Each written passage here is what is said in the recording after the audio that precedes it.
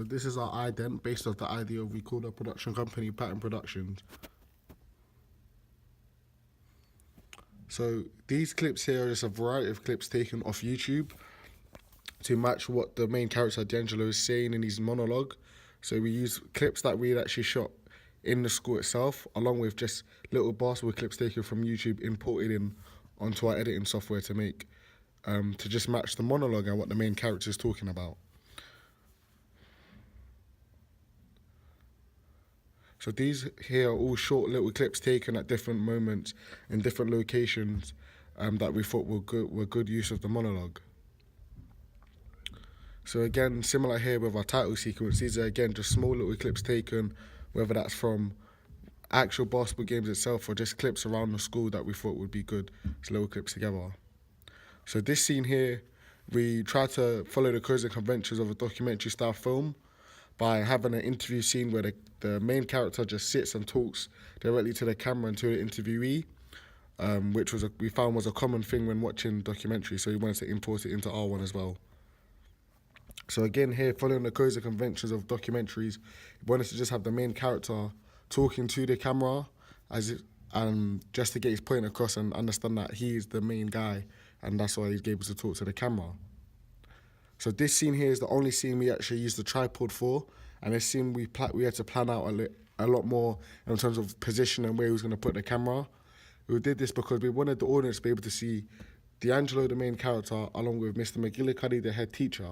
But as the scene goes on, you'll see the students come in the background, and we wanted this to happen to be able to blur out the faces as an effect, because this is something you see quite a bit in documentary or also mockumentary type films, because obviously it's all happening at the present time. It means that some people may not give permission to actually be in a film and end up having to be blurred out. So it meant that to fit all of this together and allow the audience to see all three things, we had to position the camera in a certain way.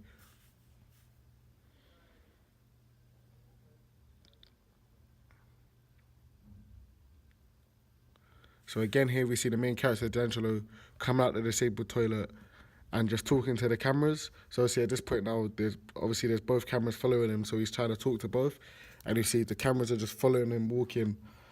This is just, again, codes and conventions of a documentary film. Just having the camera crew follow him around, go where he goes, just to see what he's doing.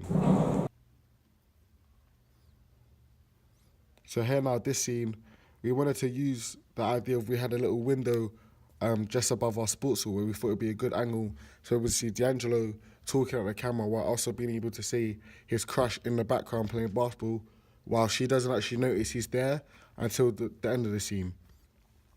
We also wanted to follow the codes and conventions. I use a punch zoom right here to zoom into the crush, and we found it something to get her facial expression from a further distance.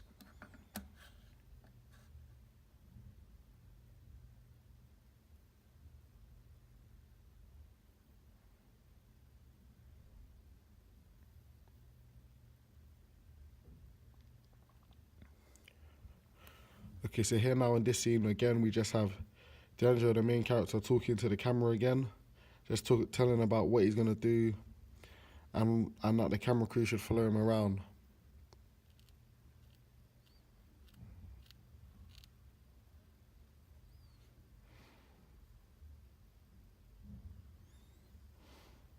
So here we shot this scene using two cameras, both cameras in each corner of the room, because this allowed us to, when editing the film, allow the audience to see both angles. So it allowed the audience to see D'Angelo talking and D'Angelo's reaction, along with also seeing the teacher's reaction and the class's reaction at the same time.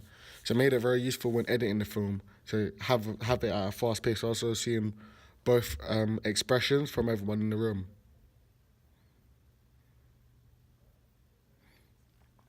So again, this scene was also filmed using two cameras. We wanted to be able for the audience to have to see both facial expressions of D'Angelo and also the teacher.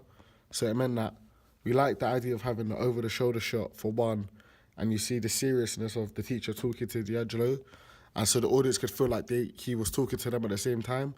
But then this angle was also quite good because it was more of a two-shot angle where you could see both D'Angelo and the teacher together and both their facial expressions at the same time.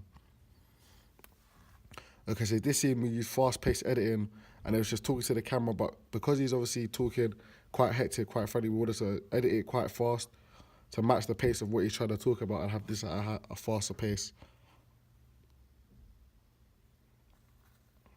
So again, you see this, the camera people just following D'Angelo.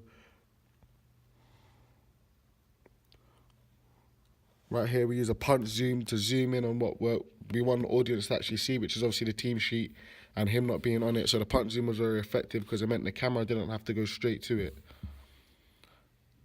So from here now, we want to use the black and white effect as a juxtaposition because obviously throughout the whole film, D'Angelo's an energetic, hyper character, and he thought using the black and white kind of showed it from the beginning to the end and kind of ended the film off quite nicely.